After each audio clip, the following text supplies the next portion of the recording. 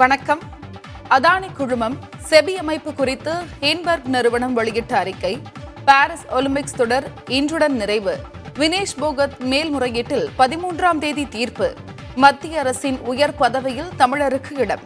காசாவில் பள்ளி மீது இஸ்ரேல் நடத்திய தாக்குதல் என உள்ளூர் முதல் உலகம் வரையிலான செய்திகளை நிமிட செய்திகளாக பார்க்கலாம். அதானி குழும ஊழல் புகாரில் தொடர்புடைய வெளிநாட்டு நிறுவனங்களில் செபி தலைவர் பங்கு வைத்திருந்ததாக ஹிண்டன்பர்க் நிறுவனம் அதிர்ச்சிக்குரிய தகவலை வெளியிட்டுள்ளது. இந்தியாவில் மிகப்பெரிய விஷயம் வரப்போவதாக ஹிண்டன்பர்க் நிறுவனம் எக்ஸ் வலைதளத்தில் பதிவு ஒன்றை வெளியிட்டிருந்தது. இந்த பதிவு பெரும் எதிர்பார்ப்பை ஏற்படுத்தியிருந்த நிலையில் அதானி குழும ஊழல் குறித்து மேலும் ஒரு அதிர்ச்சிக்குரிய தகவலை ஹிண்டன்பர்க் நிறுவனம் வெளியிட்டுள்ளது. அதானி குழும ஊழல் புகாரில் தொடர்புடைய வெளிநாட்டு நிறுவனங்களில் இந்திய பங்குகள் மற்றும் பரிவர்த்தனை கட்டுப்பாட்டு ஆணையமான செபியின் தலைவர் மாதபி புரி புச் தனது கணவருடன் பல்லாயிரக்கணக்கான பங்குகளை வைத்திருந்ததாக தெரிவித்துள்ளது. இதற்கிடையே ஹிண்டன்பர்க் ஆய்வறிக்கை பெரும் அதிர்ச்சி அளிக்கும் வகையில் அமைந்துள்ளதாக தெரிவித்துள்ள காங்கிரஸ் மூத்த தலைவர் ஜெய்ராம் ரமேஷ், இதுகுறித்து நாடாளுமன்ற கூட்டுக்குழு விசாரணை நடத்த மத்திய அரசு உத்தரவிட வலியுறுத்தியுள்ளார்.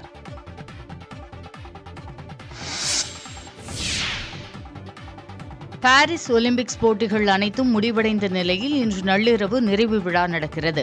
பிரான்ஸ் தலைநகர் பாரிஸில் கடந்த மாதம் 26ஆம் தேதி கோலாகலமாக தொடங்கிய 33வது ஒலிம்பிக்ஸ் திருவிழா நிறைவு பகுதியை எட்டியுள்ளது. 32 விளையாட்டுகளில் பல்வேறு பிரிவுகளில் நடத்தப்பட்ட போட்டிகளில் 206 நாடுகளைச் சேர்ந்த 10,000க்கும் மேற்பட்ட வீரர் வீராங்கனைகள் பங்கேற்று தங்களது திறமையை வெளிப்படுத்தி தங்கள் நாட்டிற்காக பதக்கங்களை குவித்தனர். பாரிஸ் ஒலிம்பிக்ஸ் தொடரில் அனைத்து போட்டிகளும் முடிவடைந்த நிலையில் இன்று நள்ளிரவு நிறைவு விழா நடக்கிறது. ஸ்டேட் டி பிரான்ஸ் பகுதியில் இதற்கான ஏற்பாடுகள் மும்முரமாக நடைபெற்று வருகிறது. நிறைவு விழாவில் பிரம்மாண்ட கலை நிகழ்ச்சிகள் மற்றும் போட்டியில் பங்கேற்ற நாடுகளின் அணிவகுப்புடன் 2024ஆம் ஆண்டுக்கான ஒலிம்பிக்ஸ் தொடர் நிறைவு பெறுகிறது. அணிவகுப்பில் இந்தியா சார்பில் துப்பாக்கிச் சுடுதல் வீராங்கனை மனுபாக்கர் மற்றும் இந்திய ஹாக்கி அணியின் கோல் கீப்பர் ஸ்ரீஜேஷ் தேசிய கொடியை ஏந்தி செல்கின்றனர்.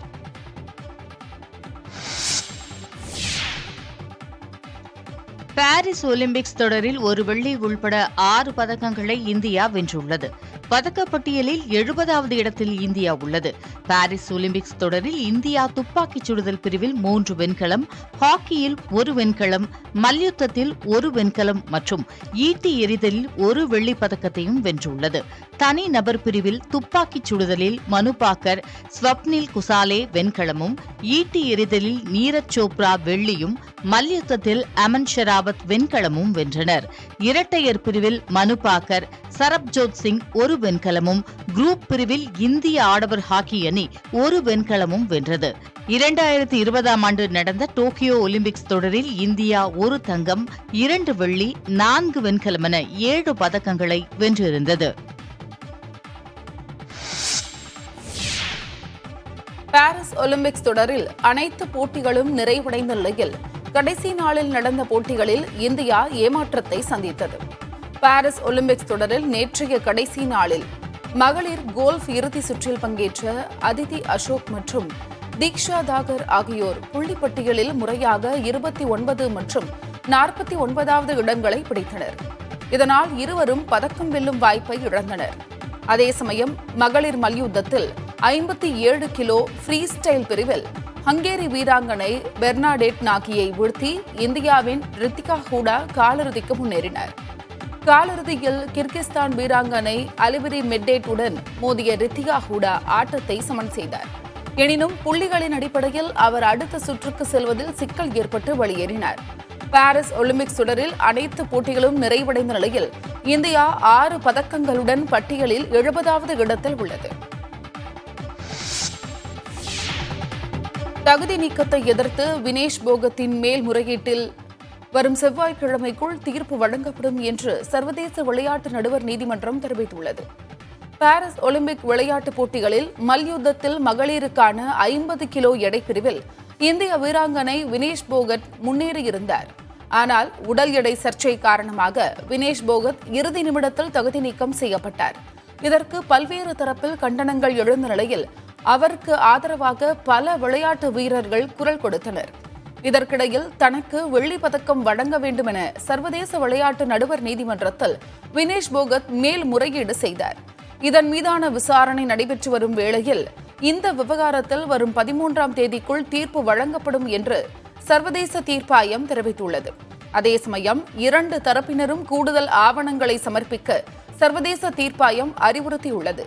தரப்படும் ஆவணங்களை கொண்டு ஆய்வுகளை நடத்திய பின் இறுதி முடிவு எடுக்கப்படும் என்று தெரிவிக்கப்பட்டுள்ளது.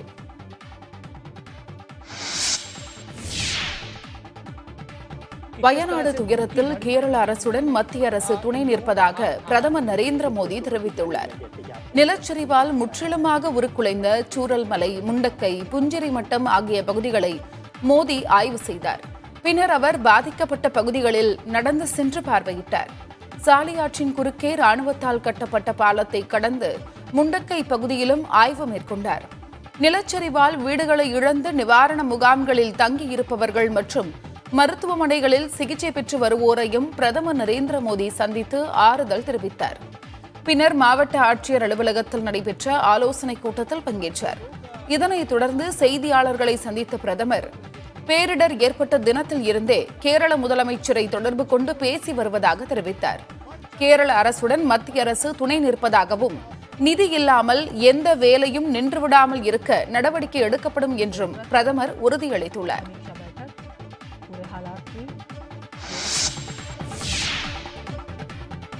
உலகின் நம்பர் 1 ஜூனியர் செஸ் சாம்பியனான குகேஷ் வயநாடு நிலச்சரிவிற்கு 10 லட்சம் ரூபாய் நிதியுதவி அளித்துள்ளார். தமிழகத்தை சேர்ந்த இளம் செஸ் சாம்பியனான குகேஷ் உலகின் நம்பர் 1 ஜூனியர் செஸ் வீரராக அண்மையில் அறிவிக்கப்பட்டார். இந்நிலையில் அவர் பயிலும் தனியார் பள்ளியில் அவருக்கு பாராட்டு விழா நடத்தப்பட்டது. விழாவின் போது 220 ஹெலிகாம் மூலம் குகேஷுக்கு வாழ்த்து தெரிவிக்கும் வகையில் வான் கண்காட்சி நடைபெற்றது. விழாவில் குகேஷை கௌரவிக்கும் வகையில் பென்ஸ் கார் பரிசாக வழங்கப்பட்டது. அப்போது வயநாடு நிலச்சரிவுக்கு 10 லட்சம் ரூபாய் வழங்குவதாக குகேஷ் அறிவித்திருந்தார்.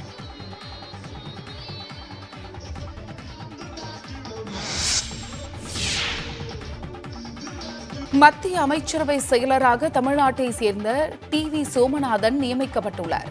மத்திய அமைச்சரவை செயலராக உள்ள ராஜீவ் கௌபாவின் பதவிக்காலம் நிறைவடையும் நிலையில் புதிய செயலராக தமிழ்நாட்டை சேர்ந்த டிவி சோமநாதன் நியமிக்கப்பட்டுள்ளார்.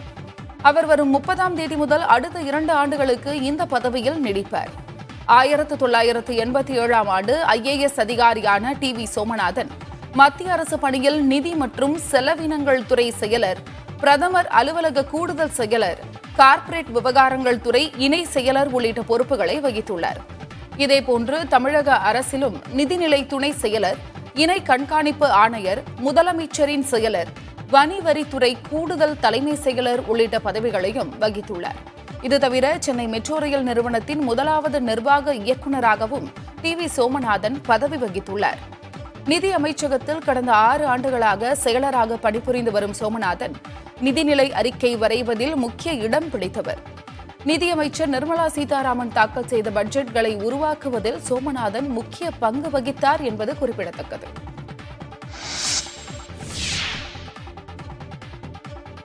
மாலத்தீவு சென்றுள்ள மத்திய வெளியுறவுத்துறை அமைச்சர் ஜெய்சங்கர் அந்நாட்டு அதிபரை சந்தித்து பேசினார். தலைநகர் மாலேவில் உள்ள அதிபர் மாளிகையில் அதிபர் முகமது முயிசுவை சந்தித்த அமைச்சர் ஜெய்சங்கர் இரு நாட்டு உறவுகளை மேலும் வலுப்படுத்துவது குறித்து அவருடன் ஆலோசனை நடத்தினார். இந்த சந்திப்பு தொடர்பான புகைப்படங்களை எக்ஸ் வலைதளத்தில் பகிர்ந்து அதிபர் முயிசு வெளியிட்ட பதிவில், ஜெய்சங்கருடன் சேர்ந்து மாலத்தீவில் உள்ள 28 தீவுகளில் ஏற்படுத்தப்பட்டுள்ள நீர் மற்றும் வடிகால் திட்டங்களை செயல்பாட்டிற்கு கொண்டு வந்துள்ளது மகிழ்ச்சி அளிப்பதாக தெரிவித்துள்ளார். மாலத்தீவுக்கு தொடர்ந்து ஆதரவு அளித்து வரும் பிரதமர் நரேந்திர மோடிக்கும் இந்தியாவுக்கும் தனது நன்றிகளை தெரிவித்துக் கொள்வதாக குறிப்பிட்டுள்ள அதிபர் முயிசு, இரு நாடுகளுக்கு இடையிலான பாதுகாப்பு, வளர்ச்சி, கலாச்சார பரிமாற்றம் ஆகிய துறைகளில் ஒத்துழைப்பு நல்கி இந்தியா மாலத்தீவு இடையிலான கூட்டணி மேலும் வலுப்படுத்தப்படும் என்று தெரிவித்துள்ளார். இந்த பதிவை பகிர்ந்த அமைச்சர் ஜெய்சங்கர், இரு நாடுகளுக்கு இடையிலான உறவுகளை வலுப்படுத்த ஆதரவு அளித்துள்ளதை மதிப்பதாக தெரிவித்துள்ளார்.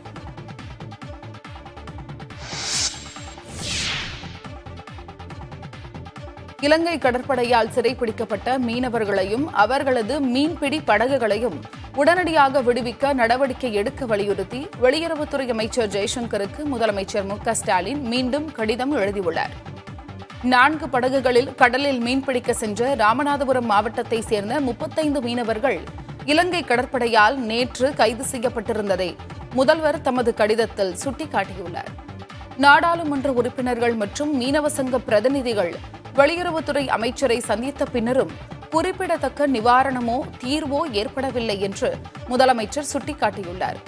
இதுபோன்ற கைது நடவடிக்கைகள் மீனவ குடும்பங்களின் நம்பிக்கையை குலைத்து பெருத்த நிதிச் சுமையை ஏற்படுத்தி அவர்களது பாரம்பரிய மீன்பிடி தொழிலை கடினமாக்கி தனது கடிதத்தில் இவ்வாறு அவர் தெரிவித்துள்ளார். இலங்கை கடற்படையினரால் கைது செய்யப்பட்டுள்ள மீனவர்களை உடனடியாக விடுவிப்பதை உறுதி செய்திடவும் மீண்டும் கைது சம்பவங்கள் நிகழாமல் தடுக்க நிரந்தர தீர்வை ஏற்படுத்த வலுவான தூதரக நடவடிக்கைகள் மேற்கொள்வது அவசியம் என்று முதலமைச்சர் ஸ்டாலின் வலியுறுத்தியுள்ளார். அனைத்து மீனவர்களையும் அவர்களது படகுகளையும் விடுவித்து தாயகத்திற்கு அழைத்து வருவதை உறுதி செய்ய வேண்டும் என்றும் வெளியுறவு அமைச்சர் ஜெய்சங்கரை முதலமைச்சர் ஸ்டாலின் வலியுறுத்தி கேட்டுக் கொண்டுள்ளார்.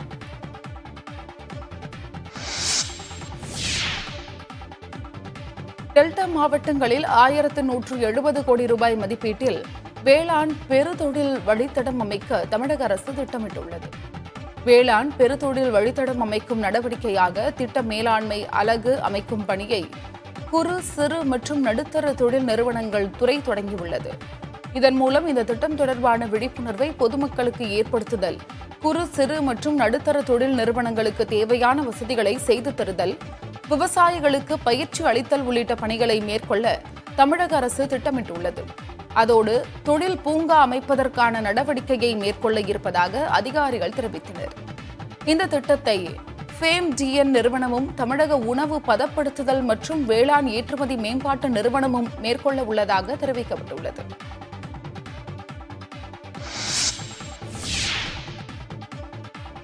சேலம் மாவட்டம் ஏற்காட்டில் உள்ள எல்லோ லேக் கிளப்பை மூடி சீல் வைக்க சென்னை உயர்நீதிமன்றம் உத்தரவிட்டுள்ளது. முறையான அனுமதி பெறாமல் ஏற்காடு மஞ்சைக்குட்டை ஏரி அருகில் எல்லோ லேக் என்ற பெயரில் கிளப் 2017ஆம் ஆண்டில் இருந்து செயல்பட்டு வருவதாக சென்னை உயர்நீதிமன்றத்தில் பொதுநல மனு ஒன்று தாக்கல் செய்யப்பட்டிருந்தது. இந்த மனு விசாரணைக்கு வந்தபோது எல்லோ லேக் கிளப்புக்கு மாவட்ட நிர்வாகத்திடம் அனுமதி பெறவில்லை என மாவட்ட ஆட்சியர் தரப்பில் பதில் மனு தாக்கல் செய்யப்பட்டது. வனத்துறை தரப்பிலும் இதே பதிலே நீதிமன்றத்தில் அளிக்கப்பட்டது. இதனையடுத்து முறையான அனுமதி பெறாமல் இயங்கி வரும் எல்லோ லேக் கிளப்பை இழுத்து மூடி சீல் வைக்க வேண்டும் என்று மாவட்ட நிர்வாகத்திற்கு நீதிபதிகள் உத்தரவிட்டனர். தமிழக பகுதிகளின் மேல் ஒரு வளிமண்டல கீழடுக்கு சுழற்சி நிலவுவதாலும் மேற்கு திசை காற்றின் மாறுபாடு காரணமாகவும் தமிழ்நாட்டில் 15 மாவட்டங்களில் கன முதல் மிக கனமழை வரை பெய்யக்கூடும் என்று வானிலை ஆய்வு மையம் எச்சரிக்கை விடுத்துள்ளது. கோயம்புத்தூர் மாவட்ட மலைப்பகுதிகள் மற்றும் நீலகிரி, நாமக்கல், திருச்சிராப்பள்ளி, பெரம்பலூர் மாவட்டங்களில் ஓரிரு இடங்களில் கன முதல் மிக கனமழை பெய்யக்கூடும் என்று வானிலை ஆய்வு மையம் எச்சரித்துள்ளது. மேலும் ஈரோடு, திருப்பூர், தருமபுரி, கிருஷ்ணகிரி, சேலம், திருப்பத்தூர், கரூர், அரியலூர், புதுக்கோட்டை மற்றும் சிவகங்கை மாவட்டங்களில் ஓரிரு இடங்களில் கனமழையும் பெய்ய வாய்ப்புள்ளதாக தெரிவிக்கப்பட்டுள்ளது. 12ஆம் தேதியும் இதே நிலை நீடிக்கும் என்று வானிலை ஆய்வு மையம் கூறியுள்ளது. சென்னையை பொறுத்தவரை அடுத்த 48 மணி நேரத்திற்கு வானம் ஓரளவு மேகமூட்டத்துடன் காணப்படும் என்றும் நகரின் ஒரு சில பகுதிகளில் இடி மின்னலுடன் கூடிய லேசானது முதல் மிதமான மழை பெய்ய வாய்ப்புள்ளதாகவும் தெரிவிக்கப்பட்டுள்ளது. மன்னார் வளைகுடா, தென் தமிழக கடலோர பகுதிகள் மற்றும் அதனை ஒட்டிய குமரிக்கடல் பகுதிகளில் மணிக்கு 35 முதல் 45 கிலோமீட்டர் வேகத்திலும் இடையிடையே 55 கிலோமீட்டர் வேகத்திலும் சூறாவளி காற்று வீசக்கூடும் என்று மீனவர்களுக்கு வானிலை ஆய்வு மையம் எச்சரிக்கை விடுத்துள்ளது.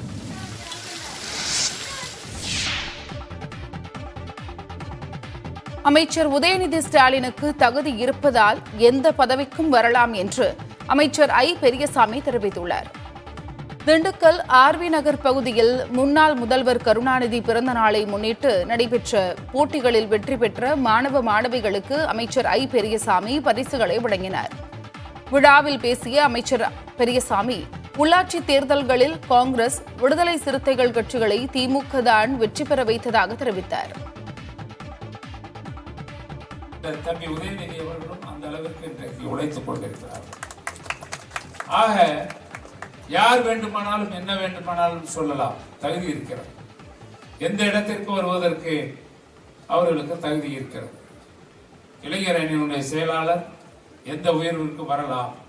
இந்த இயக்கத்தை காப்பாற்றுவதற்காக கடைசி தொண்டன் வந்தாலும் அதை ஏற்றுக்கொள்கின்ற இயக்கம் திராவிட முன்னேற்ற.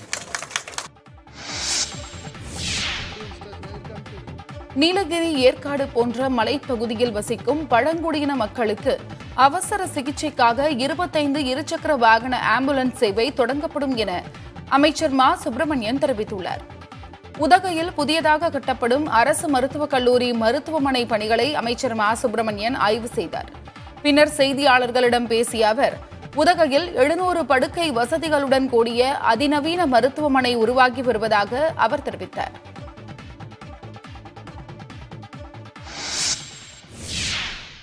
ஊட்டி போன்ற நகரங்கள் இந்தியாவில் ஏராளமான நகரங்கள் இருக்கிறது. இந்த நகரங்களில் முதல் முறையாக 700 படுக்கைகள் கொண்ட ஒரு பிரம்மாண்டமான மருத்துவ கட்டமைப்பு வருவது என்பது இந்தியாவில் அநேகமாக இதுதான் முதல் முறையாக இருக்கும் என்று நான் கருதுகிறேன்.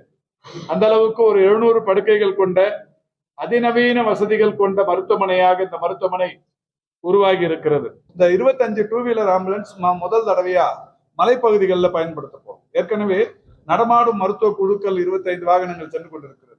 ஆனாலும் இந்த ஆம்புலன்ஸ் என்கின்ற வகையில் ஒரு டூ வீலர் ஆம்புலன்ஸ் பிரத்யேகமா அதற்காக வடிவமைக்கப்பட்டு மலைப்பகுதிகளில் அந்த போவதற்குரிய அந்த பணிகளை செய்திருக்கிறோம்.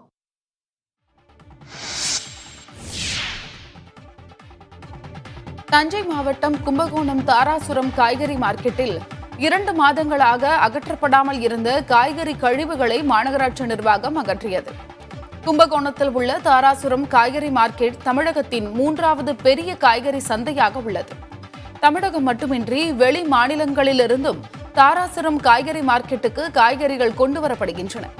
இந்நிலையில் கடந்த 2 மாதங்களாக கும்பகோணம் மாநகராட்சி நிர்வாகம் மார்க்கெட்டில் கொட்டப்படும் காய்கறி கழிவுகளை அகற்றாமல் உள்ளதாக வியாபாரிகள் குற்றம் சாட்டினர். இது தொடர்பான கள நிலவரத்துடன் புதிய தலைமுறையில் செய்தி வெளியானது. இதைத் தொடர்ந்து மாநகராட்சி நிர்வாகத்தினர் குப்பைகளை முழுவதுமாக அகற்றி நோய் பரவாமல் இருக்க ப்ளீச்சிங் பவுடர் தெளித்தனர்.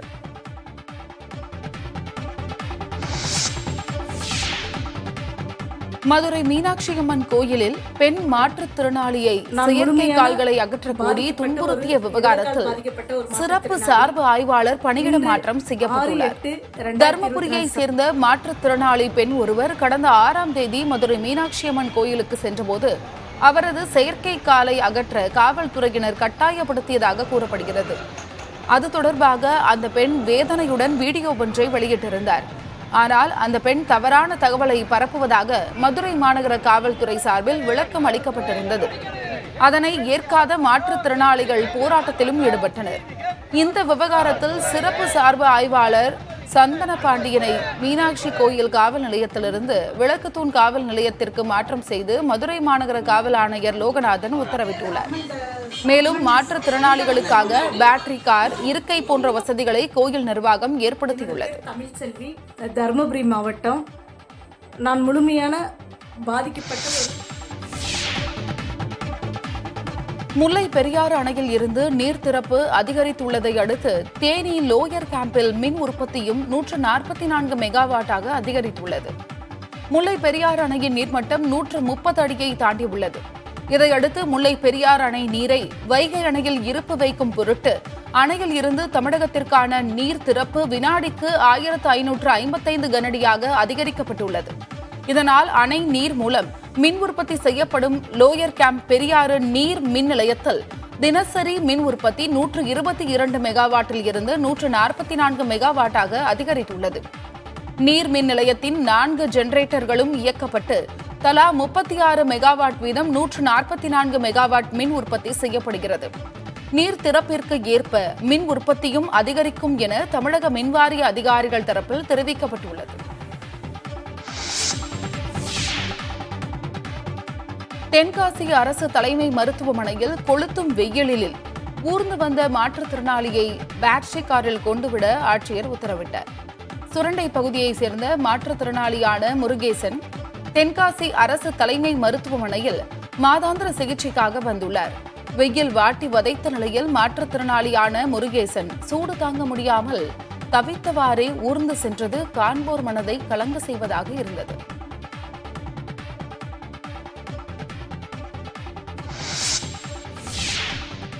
வங்கதேசத்தில் நடப்பது இந்தியாவிலும் விரைவில் நடக்கும் என நாடாளுமன்ற உறுப்பினர்கள் சிலர் கூறுவது தனக்கு பெரும் கவலையை அளிப்பதாக மாநிலங்களவை தலைவரும் துணை குடியரசுத் தலைவருமான ஜெகதீப் தன்கர் தெரிவித்துள்ளார்.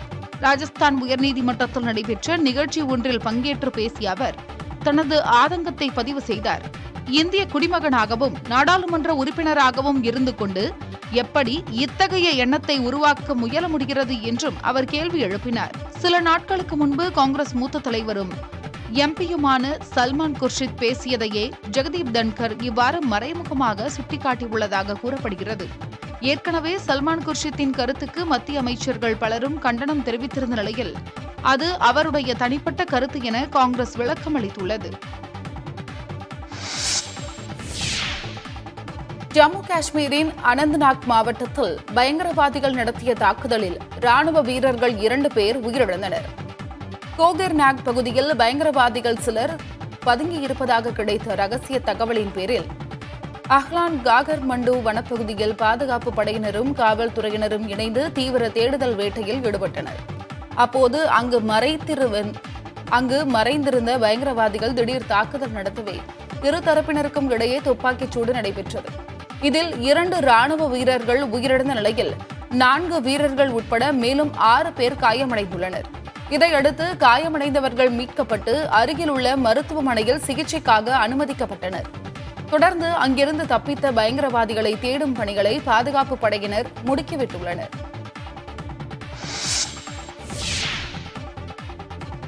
காசாவில் இஸ்ரேல் நடத்திய தாக்குதலில் 100க்கும் மேற்பட்டோர் கொல்லப்பட்டனர். கிழக்கு காசாவின் தராஜ் மாவட்டத்தில் உள்ள ஒரு பள்ளியின் மீது இஸ்ரேல் ராணுவ படைகள் வான்வழி தாக்குதலை நடத்தியது. இதில் குழந்தைகள், பெண்கள் என 100க்கும் மேற்பட்டோர் உயிரிழந்துள்ளனர். பலர் படுகாயங்களுடன் மருத்துவமனையில் அனுமதிக்கப்பட்டு சிகிச்சை பெற்று வருகின்றனர். இஸ்ரேல் நடத்திய தாக்குதலால் வீடு, உடைமைகளை இழந்தவர்கள் இங்குள்ள பள்ளியில் தங்க வைக்கப்பட்டுள்ளனர். இதனை அறிந்தே இஸ்ரேல் படைகள் தாக்குதல் நடத்தியதாக ஹமாஸ் அமைப்பு குற்றம் சாட்டியுள்ளது. இதனை மறுத்துள்ள இஸ்ரேல் ராணுவம் ஹமாஸ் அமைப்பின் கட்டுப்பாட்டு மையத்தை குறிவைத்தே தாக்குதல் நடத்தியதாக விளக்கம் அளித்துள்ளது.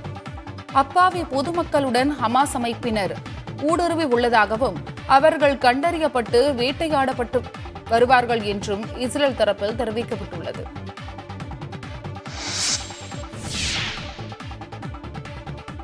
ஏமனில் பெய்த கனமழை மற்றும் வெள்ளப்பெருக்கில் சிக்கி இதுவரை 45 பேர் உயிரிழந்துள்ளனர். வளைகுடா நாடுகளில் ஒன்றான ஏமனில் சில தினங்களாக கனமழை பெய்து வருகிறது. புடைடா, ஹஜ்ஹா, டைஸ் உள்ளிட்ட நகரில் கொட்டி தீர்த்த கனமழையால் பல்வேறு பகுதிகளில் வெள்ளப்பெருக்கு ஏற்பட்டது. இதனால் தாழ்வான இடங்கள், வீடுகளை தண்ணீர் சூழ்ந்தது. மழை தொடர்பான விபத்துகளில் சிக்கி இதுவரை 45 பேர் உயிரிழந்துள்ளதாகவும் பலர் காயமடைந்துள்ளதாகவும் தெரிவிக்கப்பட்டுள்ளது. மழையால் பாதிக்கப்பட்டவர்கள் மீட்கப்பட்டு நிவாரண முகாம்களில் தங்க வைக்கப்பட்டுள்ளனர். மழை மேலும் சில தினங்களுக்கு நீடிக்கும் என்பதால் பொதுமக்கள் எச்சரிக்கையுடன் இருக்குமாறு அறிவுறுத்தப்பட்டுள்ளது.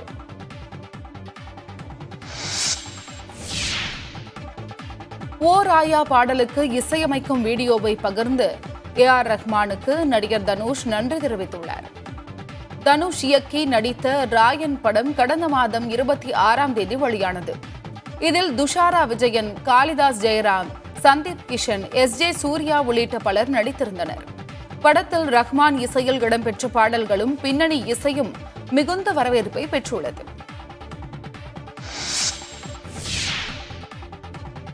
போட் படத்தில் இடம்பெற்ற தக்கிட தத்திமி பாடலின் வீடியோவை படகுடியினர் வெளியிட்டனர். சிம்புதேவன் இயக்கத்தில் வெளியான போட் திரைப்படம் ஆகஸ்ட் 2ஆம் தேதி வெளியானது. படத்திற்கு ஜிப்ரான் இசையமைக்க மாதேஷ் மாணிக்கம் ஒளிப்பதிவு செய்துள்ளார். சுதந்திர போராட்ட காலகட்டத்தில் நடைபெற்ற உண்மை சம்பவத்தை தழுவி எடுக்கப்பட்ட இந்த படத்திற்கு நல்ல வரவேற்பு கிடைத்துள்ளது.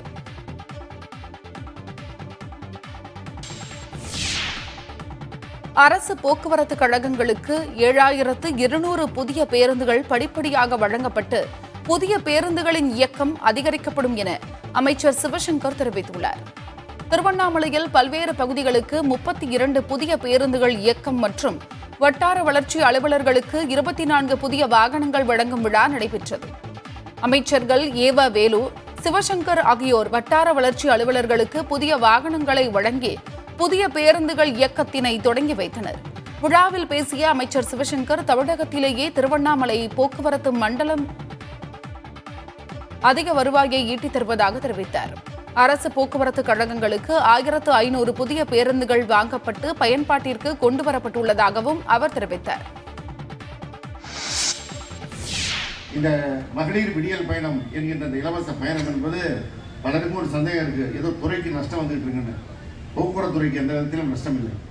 அந்த திட்டத்திற்கு 2800 கோடி ரூபாயை இந்த ஆண்டு நம்முடைய முதலமைச்சர் அவர்கள் போக்குவரத்து துறைக்கு வழங்கியிருக்கிறார்கள். எப்படி அது மகளிருக்கு ஒரு விடியல் பயணமாக இருக்கிறதோ அதே போன்று போக்குவரத்து துறைக்கும் ஒரு விடியலாக இந்த திட்டம்தான் செயல்பட்டு கொண்டிருக்கிறது. முதலமைச்சர் இந்த நிதியை வழங்குகின்ற காரணத்தினால்தான் இந்த துறையிலே பணியாற்றுகின்ற ஊழியர்கள் மாதம் முதல் தேதியை பெறுகின்ற வாய்ப்பு இருக்கிறது. விருதுநகர் மாவட்டம் சாத்தூர் அருகே வெம்பக்கோட்டை விஜய கரிசல் குளத்தில் 3ஆம் கட்ட அகழாய்வில் சுடுமண்ணால் ஆன சதுரங்க ஆட்டக்காய்கள் கண்டெடுக்கப்பட்டுள்ளன. வெம்பக்கோட்டை விஜய கரிசல் குளத்தில் 3ஆம் கட்ட அகழாய்வில் சுடுமண்ணால் ஆன வடித்தட்டு, சுடுமண்ணால் ஆன புகைப்பிடிப்பான் கருவி, சுடுமண் குழாய், மாவுக்கல்லால் ஆன கழுத்தில் அணியக்கூடிய தொங்கணி, கண்ணாடி மணிகள், அகல் விளக்கு, சங்கு வளையல்கள் என இதுவரை 250க்கும் மேற்பட்ட பழங்கால பொருட்கள் கண்டெடுக்கப்பட்டுள்ளன. இதை தவிர உடைந்த நிலையில் பழங்கால செங்கற்கள் மற்றும் பானை ஓடுகளும் அதிக அளவில் கண்டெடுக்கப்பட்டுள்ளன. இந்நிலையில் சமீபத்தில் சுடுமண்ணால் ஆன சதுரங்க ஆட்டக்காய்கள் கண்டெடுக்கப்பட்டது. இங்கு முன்னோர்கள் பல்வேறு தொழில்களில் ஈடுபட்டதற்கான சான்று கிடைத்துள்ளதாகவும், அவ்வாறு தொழிலில் ஈடுபட்டோர் பொழுதுபோக்கிற்காக விளையாட்டிற்கு முக்கியத்துவம் கொடுத்து சதுரங்கம் ஆடியது தெரிய வந்துள்ளதாக தொல்லியல் துறை அதிகாரிகள் தரப்பில் தெரிவித்துள்ளனர்.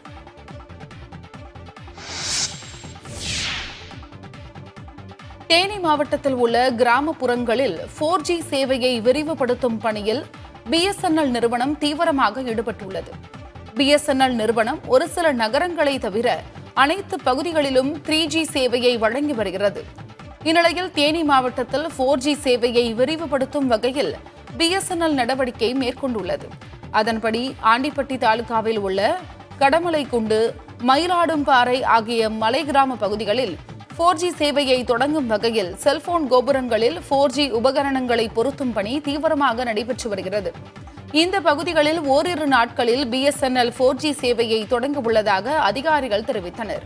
இதனைத் தொடர்ந்து தேனி மாவட்டத்தில் உள்ள அனைத்து டவர்களிலும் 4G சேவை படிப்படியாக விரிவுபடுத்தப்படும் என்று தெரிவித்துள்ளனர்.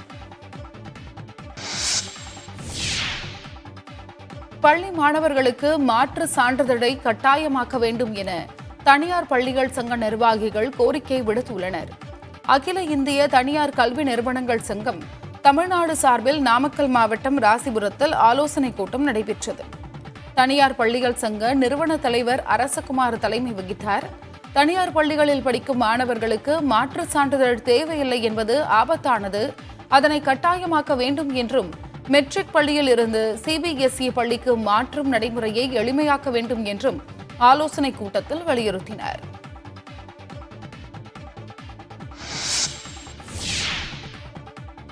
திருவாரூர் மாவட்டம் வலங்கைமான் பகுதியில் வேகமாக இயக்கப்பட்டதால் பேருந்துகள் ஒன்றுடன் ஒன்று மோதி விபத்துக்குள்ளாகின.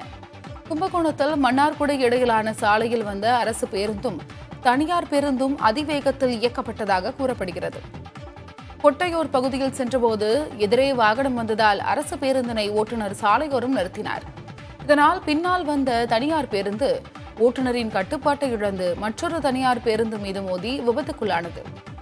2 தனியார் பேருந்துகளும் கடுமையாக சேதமடைந்த நிலையில் பேருந்துகளில் பயணித்தவர்களுக்கு நல்வாய்ப்பாக எந்த பாதிப்பும் ஏற்படவில்லை. கும்பகோணம் மன்னார்குடி இடையிலான சாலையில் அடிக்கடி விபத்துகள் ஏற்பட்டு வருவதாக தெரிவிக்கும் அந்த பகுதி மக்கள் பயணிகளை ஏற்றுவதற்கு போட்டி போட்டுக்கொண்டு அரசு பேருந்துகளும் தனியார் பேருந்துகளும் இயக்கப்படுவதால் விபத்துகள் நேரிடுவதாக குற்றம் சாட்டியுள்ளனர். நாகை இலங்கை இடையே பயணிகள் கப்பல் போக்குவரத்து மீண்டும் தொடங்குவதையொட்டி சோதனை ஓட்டம் நடைபெற்றது. பிரதமர் மோடியால் கடந்த ஆண்டு தொடங்கி வைக்கப்பட்ட கப்பல் சேவை பலமுறை நிறுத்தப்பட்ட நிலையில் மீண்டும் வரும் 15ஆம் தேதி தொடங்க உள்ளது. இதனையொட்டி நாகப்பட்டினம் துறைமுகத்தில் இருந்து காங்கேசன் துறைக்கு சோதனை ஓட்டம் நடைபெற்றது. காலை நாகையிலிருந்து இலங்கைக்கு சென்ற கப்பல் மீண்டும் மாலையில் நாகை துறைமுகம் வந்தடைந்தது. துறைமுகத்திற்கு வந்த கப்பலை ஏராளமான பொதுமக்கள் தங்களது செல்போனில் புகைப்படம் மற்றும் செல்ஃபி எடுத்து மகிழ்ச்சி அடைந்தனர். சிவகங்கை என பெயரிடப்பட்ட இந்த கப்பலில் சாதாரண வகுப்பில் 5000 ரூபாயும், பிரீமியம் வகுப்பில் 7500 ரூபாயும் கட்டணமாக வசூலிக்கப்பட உள்ளது. கப்பலில் பயணிக்க இணையதளம் வாயிலாக டிக்கெட் முன்பதிவு செய்யவும் ஏற்பாடு செய்யப்பட்டுள்ளது.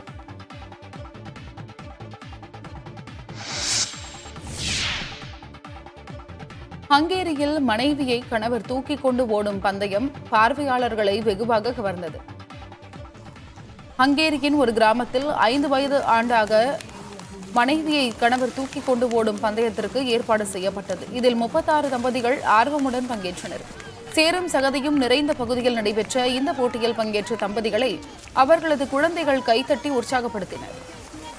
பந்தயத்தின் இறுதியில் 260 மீட்டர் இலக்கை 54 நொடிகளில் கடந்து லித்துவேனியாவை சேர்ந்த தம்பதியர் வெற்றி பெற்றனர்.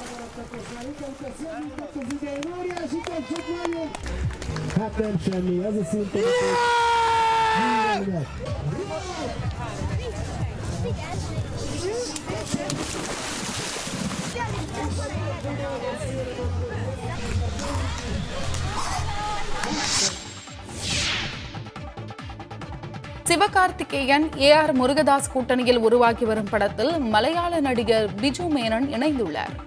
இன்னும் பெயரிடப்படாத இந்த படத்தை ஸ்ரீ லக்ஷ்மி மூவிஸ் நிறுவனம் தயாரிக்கிறது. அனிருத் இசையமைக்கும் இந்த படத்தில் நாயகியாக ருக்மணி வசந்த் நடிக்கிறார். இதன் முதற்கட்ட படப்பிடிப்பு சென்னையில் நடைபெற்று வருகிறது.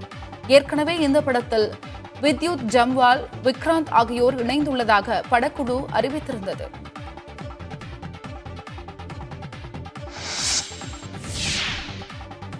தயாரிப்பாளர் சங்கம் தன் மீது குற்றம் சாட்டி வெளியிட்ட அறிக்கையை திரும்ப பெற நடிகர் விஷால் கெடு விதித்துள்ளார். தென்னிந்திய தயாரிப்பாளர் சங்கத்தில் தலைவராக விஷால் இருந்தபோது சங்கத்தின் பணத்தில் முறைகேடு செய்ததாக எழுந்த விவகாரத்தில் அவருக்கு எதிராக தமிழ் திரைப்பட தயாரிப்பாளர்கள் சங்கம் நடவடிக்கை எடுத்தது. அதன்படி இனி விஷாலை வைத்து படம் தயாரிக்கும் தயாரிப்பாளர்கள் சங்கத்தை ஆலோசிக்க வேண்டும் என கோரிக்கை விடுத்துள்ளது. மேலும் விஷால் முறையாக பதில் அளிக்காததால் அவர் நடிக்கும் புதிய படங்களுக்கு கட்டுப்பாடுகள் விதித்தன. இந்நிலையில் தொடர்ந்து படங்களில் நடிப்பேன் என தயாரிப்பாளர்கள் சங்கத்திற்கு விஷால் சவால் விடுத்தார். தற்போது இதுகுறித்து அவர் வெளியிட்டுள்ள அறிக்கையில் தன் மீது குற்றம் சுமத்தி வெளியிடப்பட்ட அறிக்கையை திரும்ப பெற வேண்டும் எனவும், அறிக்கையை திரும்ப பெறாவிட்டால் சட்டப்படி நடவடிக்கை எடுக்கப்படும் எனவும் கூறினார். மேலும் குற்றம் சாட்டப்பட்டு அனுப்பப்பட்ட அறிக்கைக்கு பதில் அளிக்க வேண்டும் எனவும், இந்த அறிக்கையை வன்ம அறிக்கை எனவும் குறிப்பிட்டுள்ளார். 5 பாகங்கள் எடுக்கும் அளவுக்கு தங்கலான் திரைப்படத்தில் நமது வரலாறு நிறைந்திருப்பதாக நடிகர் விக்ரம் தெரிவித்திருக்கிறார். ரஞ்சித் இயக்கத்தில் விக்ரம், பசுபதி, மாளவிகா மோகனன், பார்வதி ஆகியோர் நடித்துள்ள தங்கலான் திரைப்படத்திற்கு GV பிரகாஷ் இசையமைத்திருக்கிறார். இந்த திரைப்படம் வரும் 15ஆம் தேதி திரைக்கு வரும் நிலையில் படத்தை பிரபலப்படுத்தும் பணிகளில் படக்குழுவினர் ஈடுபட்டுள்ளனர். அதன் ஒரு பகுதியாக கோவை நவ இந்தியா பகுதியில் உள்ள தனியார் நட்சத்திர ஹோட்டலில் தங்கலான் படக்குழுவினர் ரசிகர்களை சந்தித்தனர். அப்போது செய்தியாளர்களிடம் பேசிய தங்கலான் கதாநாயகன் விக்ரம் சுமார் 200 நபர்கள் படத்திற்காக கடுமையாக உழைத்ததாக கூறினார். இயக்குனர் ரஞ்சித்தின் திரைப்படங்கள் சாதியை மையப்படுத்தி இருப்பதாக கூறப்படும் கருத்துக்களுக்கும் நடிகர் விக்ரம் பதிலளித்தார்.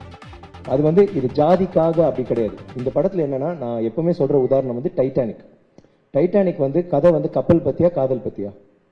காதல் தான். ஆனா அவர் டைட்டானிக்ல வச்சாரு. அதே காதலை World War II வச்சிருந்திருக்கலாம், அதே காதலை கொரியால வச்சிருந்திருக்கலாம், இல்ல ஐஸ்லாண்ட்ல வச்சிருக்கலாம், இல்ல வேற ஏதாவது நம்ம ஊர்ல கூட வச்சிருக்கலாம். பட் என்னன்னா பின்னாடி பேக்ரவுண்ட் அது மாதிரி இதோட பேக்ரவுண்ட் அந்த காலகட்டம் அங்க நடந்தது. அந்த இடத்துல நீங்க எல்லாமே நல்லா இருக்கு, எல்லாமே சமமா இருக்காங்க, அதுல இவங்க போய் தங்கத்தை தேடுறாங்களோ விடுதலை என்ன தேடுறாங்க அப்படின்னு வச்சீங்கன்னா அபத்தமா இருக்கும். நீங்க படம் பாக்குறோம், என்னடா ஓட்டுறான், அந்த டைம்ல எல்லாரும் கஷ்டப்பட்டாங்க நமக்கு தெரியும் இருக்கு இல்லைங்களா? ஸோ அது இருக்கும் படம் முழுக்க. இப்போ இவங்க இப்போ இவங்கெல்லாம் பிளவுஸ் இல்லாம தான் நடிச்சிருக்காங்கன்னா அந்த இடத்துல அவங்களுக்கு அது ஒரு பெரிய ஒரு விஷயமா இருந்திருக்கும். எனக்கு பிளவுஸ் என்ன வாங்கி கொடுத்தீங்கன்னா அதுதான் அந்த பாட்டு, மினிக்கி மினிக்கி பாட்டு பாக்குறீங்களா, அவங்க ஃபர்ஸ்ட் டைம் பிளவுஸ் வாங்கி கொடுக்குற எல்லாருக்குமே அந்த சந்தோஷத்துல ஆடுறாங்க. ஸோ அப்போ நம்ம இல்ல எல்லாருமே பிளவுஸ் போட்டு ஜாலியா தான் இருந்தாங்க நீங்க சொல்லியிருந்தீங்கன்னு வைங்களேன், அது அபத்தமா தெரியும். பாரிஸ் ஒலிம்பிக்கில் வழங்கப்பட்ட வெண்கலப் பதக்கம் வெளுத்து போய்விட்டதாக அமெரிக்க வீரர் பகீர் குற்றச்சாட்டை முன்வைத்திருக்கிறார். அமெரிக்காவைச் சேர்ந்த நைஜா ஹூஸ்டன் ஸ்கேட்போர்டில் வெண்கலப் பதக்கம் வென்றிருந்தார். இது தொடர்பாக தனது இன்ஸ்டாகிராம் ஃபாலோவர்களுடன் கலந்துரையாடும் போது அவர் தெரிவித்த கருத்து தற்போது பேசுபொருளாகி வருகிறது. பாரிஸிலிருந்து அமெரிக்கா வந்த ஒரு வாரத்திற்குள் தனது வெண்கலப் பதக்கம் வெளுத்து போய்விட்டதாக தெரிவித்துள்ள ஹூஸ்டன், பதக்கத்தில் இடம்பெற்றுள்ள ஐஃபில் கோபுரம் மட்டுமே தெரிவதாக அதன் புகைப்படத்தை பதிவேற்றியுள்ளார். ஒலிம்பிக் நிர்வாகம் பதக்கங்களின் தரத்தை உறுதி செய்ய வேண்டும் என நைஜா ஹூஸ்டன் கோரிக்கை வைத்திருக்கிறார். பாஜகவின் சர்வாதிகாரத்திற்கு எதிராக எதிர்க்கட்சிகள் அனைத்தும் ஒன்று சேர வேண்டும் என மனிஷ் சிசோடியா வலியுறுத்தியுள்ளார். மதுபான கொள்கை முறைகேடு வழக்கில் இருந்து பிணையில் வெளிவந்துள்ள அவர் காந்தி நினைவிடத்திற்கு சென்று அஞ்சலி செலுத்தினார். அதன்பின் ஆம் ஆத்மி கட்சி அலுவலகத்தில் தொண்டர்களை சந்தித்து பேசிய மனிஷ் சிசோடியா, இந்தியாவின் நேர்மையான அரசியல் தலைவர் அரவிந்த் கெஜ்ரிவால் தான் என்றார். அந்த நேர்மை இல்லாததால் தான் அமலாக்கத்துறை மற்றும் சிபிஐ போன்ற அமைப்புகளை கொண்டு அரவிந்த் கெஜ்ரிவாலின் நற்பெயரை பாஜக கெடுத்து வருவதாக குற்றம் சாட்டினார். எதிர்க்கட்சிகளை உடைக்க பாஜக எந்த எல்லைக்கும் செல்லும் என்பதால் அனைவரும் ஓரணியில் உறுதியாக இருக்க வேண்டும் என்றும் அவர் கூறியுள்ளார்.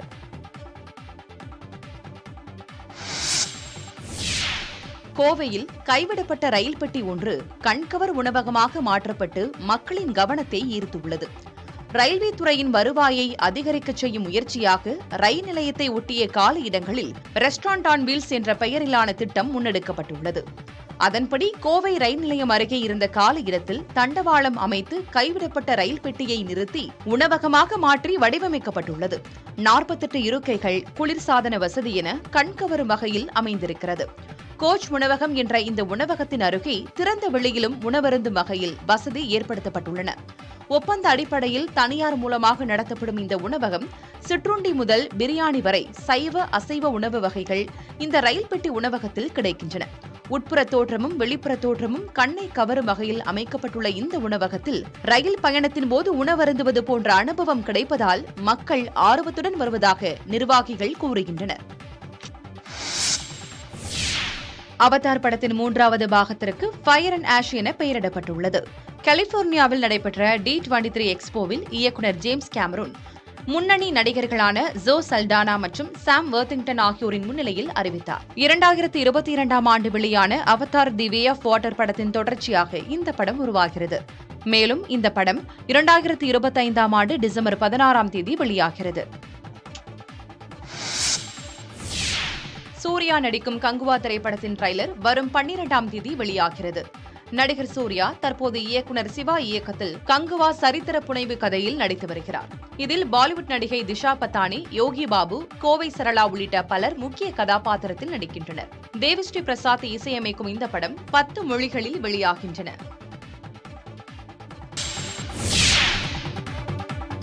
கோவை அபுதாபி இடையே இயக்கப்பட்ட முதல் விமானத்திற்கு தண்ணீர் பீச்சி அடித்து உற்சாக வரவேற்பு அளிக்கப்பட்டது. கோவையிலிருந்து சிங்கப்பூர், சார்ஜாவுக்கு விமான சேவை வழங்கப்படுவது போல மற்ற நாடுகளுக்கும் விமானம் இயக்க வேண்டும் என நீண்ட நாட்களாக மக்கள் கோரிக்கை விடுத்து வந்தனர். இந்த சூழலில் கோவை அபுதாபி இடையே இண்டிகோ விமானம் தனது சேவையை தொடங்கியுள்ளது. அதன்படி அபுதாபியிலிருந்து 163 பயணிகளுடன் கோவை வந்த முதல் விமானத்திற்கு உற்சாக வரவேற்பு அளிக்கப்பட்டது. நாகை இலங்கை இடையே பயணிகள் கப்பல் போக்குவரத்து மீண்டும் தொடங்குவதையொட்டி சோதனை ஓட்டம் நடைபெற்றது. பிரதமர் மோடியால் கடந்த ஆண்டு தொடங்கி வைக்கப்பட்ட கப்பல் சேவை பல முறை நிறுத்தப்பட்ட நிலையில் மீண்டும் வரும் 15ஆம் தேதி தொடங்க உள்ளது. இதனையொட்டி நாகப்பட்டினம் துறைமுகத்தில் இருந்து காங்கேசன் துறைக்கு சோதனை ஓட்டம் நடைபெற்றது. காலை நாகையிலிருந்து இலங்கைக்கு சென்ற கப்பல் மீண்டும் மாலையில் நாகை துறைமுகம் வந்தடைந்தது. துறைமுகத்திற்கு வந்த கப்பலை ஏராளமான பொதுமக்கள் தங்களது செல்போனில் புகைப்படம் மற்றும் செல்ஃபி எடுத்து மகிழ்ச்சி அடைந்தனர். சிவகங்கை என பெயரிடப்பட்ட இந்த கப்பலில் சாதாரண வகுப்பில் 5000 ரூபாயும், பிரீமியம் வகுப்பில் 7500 ரூபாயும் கட்டணமாக வசூலிக்கப்பட உள்ளது. கப்பலில் பயணிக்க இணையதளம் வாயிலாக டிக்கெட் முன்பதிவு செய்யவும் ஏற்பாடு செய்யப்பட்டுள்ளது.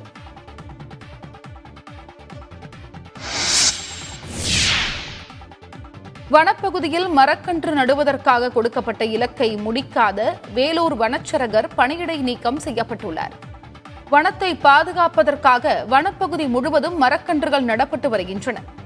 அந்த வகையில் வேலூர் வனச்சரகத்திற்கு உட்பட்ட சுமார் 20,000 ஹெக்டேர் வனப்பகுதியில் மரங்களின் எண்ணிக்கையை அதிகரிக்கும் நோக்கில் கடந்த ஆண்டு 65,000 மரக்கன்றுகள் நட வேலூர் வனச்சரகர் குமாருக்கு இலக்கு நிர்ணயிக்கப்பட்டது.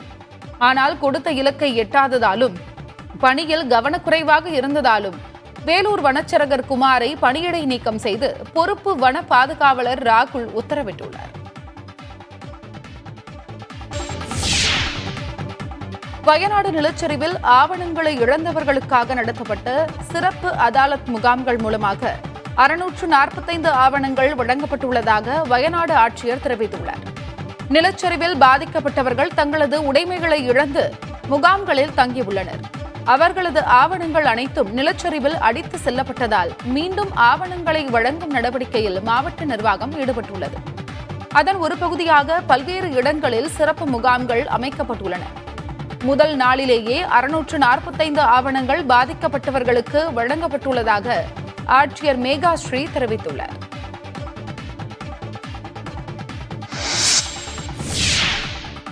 நீலகிரி, ஏற்காடு போன்ற மலைப்பகுதியில் வசிக்கும் பழங்குடியின மக்களுக்கு அவசர சிகிச்சைக்காக 25 இருசக்கர வாகன ஆம்புலன்ஸ் சேவை தொடங்கப்படும் என்று அமைச்சர் மா சுப்பிரமணியன் தெரிவித்துள்ளார். உதகையில் புதியதாக கட்டப்படும் அரசு மருத்துவக் கல்லூரி மருத்துவமனை பணிகளை அமைச்சர் மா சுப்பிரமணியன் ஆய்வு செய்தார். பின்னர் செய்தியாளர்களிடம் பேசிய அவர், உதகையில் 700 படுக்கை வசதிகளுடன் கூடிய அதிநவீன மருத்துவமனை உருவாகி வருவதாக தெரிவித்தார்.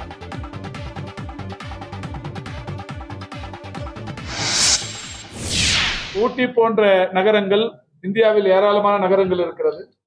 இந்த நகரங்களில் முதல் முறையாக 700 படுக்கைகள் கொண்ட ஒரு பிரம்மாண்டமான மருத்துவ கட்டமைப்பு வருவது என்பது இந்தியாவில் அநேகமாக இதுதான் முதல் முறையாக இருக்கும் என்று நான் கருதுகிறேன். அந்த அளவுக்கு ஒரு 700 படுக்கைகள் கொண்ட அதிநவீன வசதிகள் கொண்ட மருத்துவமனையாக இந்த மருத்துவமனை உருவாகி இருக்கிறது. இந்த 25 டூ-வீலர் ஆம்புலன்ஸ் நாம் முதல் தடவையா மலைப்பகுதிகளில் பயன்படுத்த போறோம். ஏற்கனவே நடமாடும் மருத்துவ குழுக்கள் 25 வாகனங்கள் சென்று கொண்டிருக்கிறது.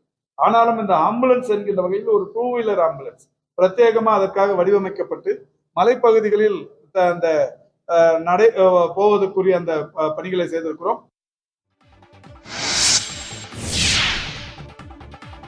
பிரதமர் மோடியை சந்திக்க புதுச்சேரி முதல்வர் ரங்கசாமி டெல்லிக்கு செல்லாததன் காரணமாக மாநிலத்தின் வளர்ச்சி குறைந்துள்ளதாக முன்னாள் முதலமைச்சர் நாராயணசாமி தெரிவித்துள்ளார். புதுச்சேரியில் செய்தியாளர்களை சந்தித்த அவர் இவ்வாறு சாடியுள்ளார். ஒரு மாநில முதலமைச்சராக இருந்து தன்னுடைய கடமையை செய்யாததன் காரணமாக மாநிலத்துடைய வளர்ச்சி குறைந்திருக்கிறது. பட்ஜெட்டில் கூட கடந்த ஆண்டை விட இந்த ஆண்டு 300 கோடி ரூபாய் குறைவாக மத்தியில் உள்ள மோடி அரசாங்கம் புதுச்சேரிக்கு கொடுத்திருக்கிறது. 10 ஆண்டுகளாக புதுச்சேரி மாநிலத்தை மோடி அரசாங்கம் புறக்கணித்திருக்கிறது. ரயில்வே துறையும் புறக்கணித்திருக்கிறது. திரு ரங்கசாமி அவர்கள் பாரதிய ஜனதா கூட்டணியில் இருப்பதற்கு அர்த்தமில்லை என்ற ஒரு நிலை இப்பொழுது உருவாகி இருக்கிறது. கோவையில் கைவிடப்பட்ட ரயில் பெட்டி ஒன்று கண்கவர் உணவகமாக மாற்றப்பட்டு மக்களின் கவனத்தை ஈர்த்துள்ளது. ரயில்வே துறையின் வருவாயை அதிகரிக்க செய்யும் முயற்சியாக ரயில் நிலையத்தை ஒட்டிய காலி இடங்களில் ரெஸ்டாரண்ட் ஆன் வீல்ஸ் என்ற பெயரிலான திட்டம் முன்னெடுக்கப்பட்டுள்ளது. அதன்படி கோவை ரயில் நிலையம் அருகே இருந்த காலி இடத்தில் தண்டவாளம் அமைத்து கைவிடப்பட்ட ரயில் பெட்டியை நிறுத்தி உணவகமாக மாற்றி வடிவமைக்கப்பட்டுள்ளது. 48 இருக்கைகள், குளிர்சாதன வசதி என கண்கவரும் வகையில் அமைந்திருக்கிறது. கோச் உணவகம் என்ற இந்த உணவகத்தின் அருகே திறந்த வெளியிலும் உணவருந்தும் வகையில் வசதி ஏற்படுத்தப்பட்டுள்ளன. ஒப்பந்த அடிப்படையில் தனியார் மூலமாக நடத்தப்படும் இந்த உணவகம் சிற்றுண்டி முதல் பிரியாணி வரை சைவ அசைவ உணவு வகைகள் இந்த ரயில் பெட்டி உணவகத்தில் கிடைக்கின்றன. உட்புற தோற்றமும் வெளிப்புற தோற்றமும் கண்ணை கவரும் வகையில் அமைக்கப்பட்டுள்ள இந்த உணவகத்தில் ரயில் பயணத்தின் போது உணவருந்துவது போன்ற அனுபவம் கிடைப்பதால் மக்கள் ஆர்வத்துடன் வருவதாக நிர்வாகிகள் கூறுகின்றனர். ஹங்கேரியில் மனைவியை கணவர் தூக்கிக் கொண்டு ஓடும் பந்தயம் பார்வையாளர்களை வெகுவாக கவர்ந்தது. ஹங்கேரியின் டாபியோபிக்ஸ்கே கிராமத்தில் 5வது ஆண்டாக மனைவியை கணவர் தூக்கிக் கொண்டு ஓடும் பந்தயத்திற்கு ஏற்பாடு செய்யப்பட்டது. இதில் 36 தம்பதிகள் ஆர்வமுடன் பங்கேற்றனர். சேரும் சகதியும் நிறைந்த பகுதியில் நடைபெற்ற இந்த போட்டியில் பங்கேற்ற தம்பதிகளை அவர்களது குழந்தைகள் கைத்தட்டி உற்சாகப்படுத்தினர்.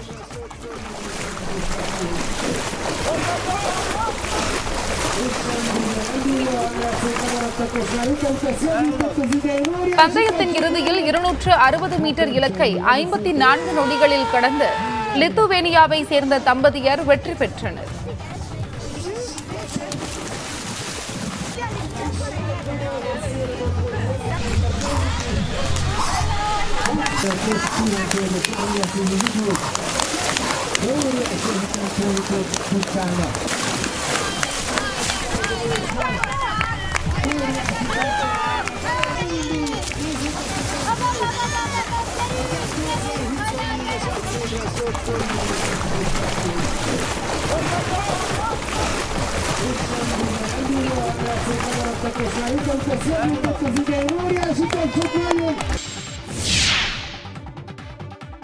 கோவையில் ஆளுநர் ஆர் என் ரவி பங்கேற்ற நிகழ்ச்சிக்கு கருப்பு உடை அணிந்து வந்த மாணவர்களுக்கு அனுமதி மறுக்கப்பட்டது. கோவை PSG கல்லூரி வளாகத்தில் குடிமையியல் பணித் தேர்வில் அதிக மதிப்பெண் எடுத்த மாணவர்களுடன் தமிழக ஆளுநர் ஆர் என் ரவி கலந்துரையாடும் நிகழ்ச்சி நடைபெற்றது.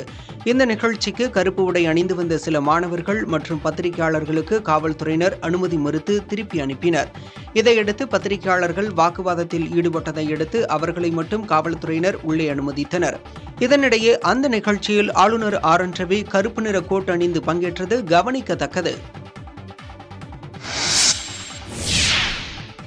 டெல்டா மாவட்டங்களில் 1170 கோடி ரூபாய் மதிப்பீட்டில் வேளாண் பெருதொழில் வழித்தடம் அமைக்க தமிழக அரசு திட்டமிட்டுள்ளது. வேளாண் பெருதொழில் வழித்தடம் அமைக்கும் நடவடிக்கையாக திட்ட மேலாண்மை அலகு அமைக்கும் பணியை குறு சிறு மற்றும் நடுத்தர தொழில் நிறுவனங்கள் துறை தொடங்கியுள்ளது. இதன் மூலம் இந்த திட்டம் தொடர்பான விழிப்புணர்வை பொதுமக்களுக்கு ஏற்படுத்துதல், குறு சிறு மற்றும் நடுத்தர தொழில் நிறுவனங்களுக்கு தேவையான வசதிகளை செய்து தருதல், விவசாயிகளுக்கு பயிற்சி அளித்தல் உள்ளிட்ட பணிகளை மேற்கொள்ள தமிழக அரசு திட்டமிட்டுள்ளது. அதோடு தொழில் பூங்கா அமைப்பதற்கான நடவடிக்கையை மேற்கொள்ள இருப்பதாக அதிகாரிகள் தெரிவித்தனர். இந்த திட்டத்தை FAME-DN நிறுவனமும் தமிழக உணவு பதப்படுத்துதல் மற்றும் வேளாண் ஏற்றுமதி மேம்பாட்டு நிறுவனமும் மேற்கொள்ள உள்ளதாக தெரிவிக்கப்பட்டுள்ளது. திருவாரூர் மாவட்டம் திருத்துறைப்பூண்டி அருகே குளத்தில் மீன்கள் செத்து மிதப்பதால் தொற்றுநோய் பரவும் ஆபத்து ஏற்பட்டுள்ளது. பள்ளங்கோவில் கிராமத்தில் கொத்தமங்கலம் ஊராட்சிக்கு உட்பட்ட பகுதியில் உள்ள பிள்ளையார் குளம் பொதுமக்கள் பயன்பாட்டில் இருந்து வருகிறது. இந்த குளத்தில் மீன் வளர்க்க வருடா வருடம் குத்தகைக்கு விடப்படும் நிலையில் இதே பகுதியைச் சேர்ந்த சுரேஷ்குமார் என்பவர் கடந்த 3 ஆண்டுகளாக குளத்தை ஏலம் எடுத்து வந்துள்ளார். குளத்தில் மீன் பிடிப்பதற்காக தண்ணீரை இறைக்கச் சென்றபோது குளத்தில் மீன்கள் கொத்து கொத்தாக மடிந்து மிதந்துள்ளன. இதை கண்டு அதிர்ச்சியடைந்த சுரேஷ்குமார் காவல் நிலையத்தில் புகார் அளித்துள்ளார். மீன்கள் மடிந்து மிதப்பதால் துர்நாற்றம் வீசுவதாக தெரிவித்துள்ள பொதுமக்கள் தொற்றுநோய் பரவும் அபாயமும் உள்ளதாக அச்சம் தெரிவித்துள்ளனர்.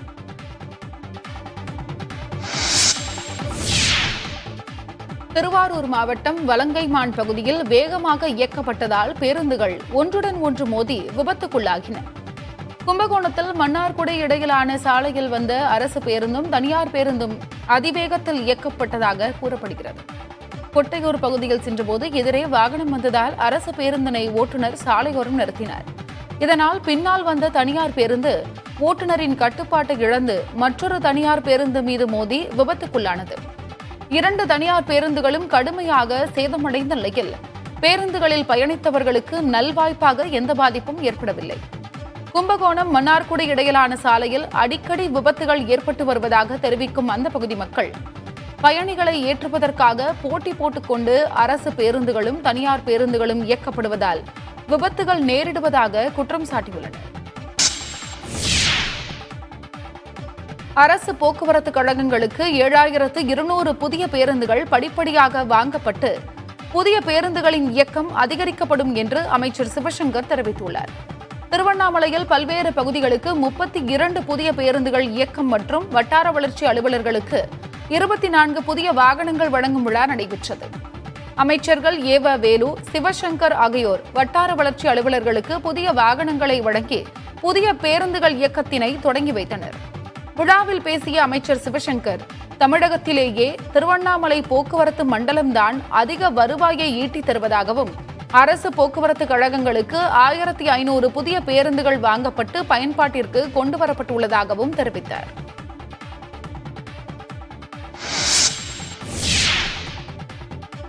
இந்த மகளிர் விடியல் பயணம் என்கின்ற இந்த இலவச பயணம் என்பது பலருக்கும் ஒரு சந்தேகம் இருக்கு, ஏதோ துறைக்கு நஷ்டம் வந்துட்டு இருக்குன்னு. போக்குவரத்து துறைக்கு எந்த விதத்திலும் நஷ்டம் இல்லை. அந்த திட்டத்திற்கு 2800 கோடி ரூபாயை இந்த ஆண்டு நம்முடைய முதலமைச்சர் அவர்கள் போக்குவரத்து துறைக்கு வழங்கியிருக்கிறார்கள். எப்படி அது மகளிருக்கு ஒரு விடியல் பயணமாக இருக்கிறதோ அதே போன்று போக்குவரத்து துறைக்கும் ஒரு விடியலாக இந்த திட்டம் தான் செயல்பட்டு கொண்டிருக்கிறது. முதலமைச்சர் இந்த நிதியை வழங்குகின்ற காரணத்தினால்தான் இந்த துறையிலே பணியாற்றுகின்ற ஊழியர்கள் மாதம் 1 தேதியை பெறுகின்ற வாய்ப்பு இருக்கிறது. தஞ்சை மாவட்டம் கும்பகோணம் தாராசுரம் காய்கறி மார்க்கெட்டில் 2 மாதங்களாக அகற்றப்படாமல் இருந்த காய்கறி கழிவுகளை மாநகராட்சி நிர்வாகம் அகற்றியது. கும்பகோணத்தில் உள்ள தாராசுரம் காய்கறி மார்க்கெட் தமிழகத்தின் 3வது பெரிய காய்கறி சந்தையாக உள்ளது. தமிழகம் மட்டுமின்றி வெளி மாநிலங்களிலிருந்தும் தாராசுரம் காய்கறி மார்க்கெட்டுக்கு காய்கறிகள் கொண்டுவரப்படுகின்றன.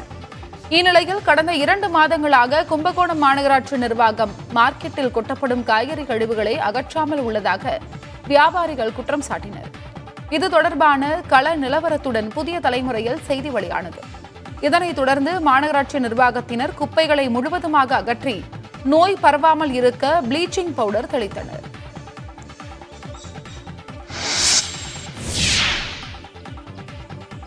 சேலம் மாவட்டம் ஏற்காட்டில் உள்ள எல்லோ லேக் கிளப்பை மூடி சீல் வைக்க சென்னை உயர்நீதிமன்றம் உத்தரவிட்டுள்ளது.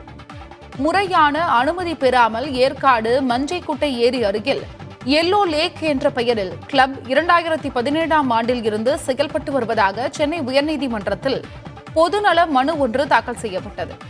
இந்த மனு விசாரணைக்கு வந்தபோது எல்லோ லேக் கிளப்புக்கு மாவட்ட நிர்வாகத்திடம் அனுமதி பெறவில்லை என மாவட்ட ஆட்சியர் தரப்பில் பதில் மனு தாக்கல் செய்யப்பட்டது. வனத்துறை தரப்பிலும் இதே பதிலே நீதிமன்றத்தில் அளிக்கப்பட்டது. இதனையடுத்து முறையான அனுமதி பெறாமல் இயங்கி வரும் எல்லோ லேக் கிளப்பை இழுத்து மூடி சீல் வைக்க வேண்டும் என மாவட்ட நிர்வாகத்திற்கு நீதிபதிகள் உத்தரவிட்டனர்.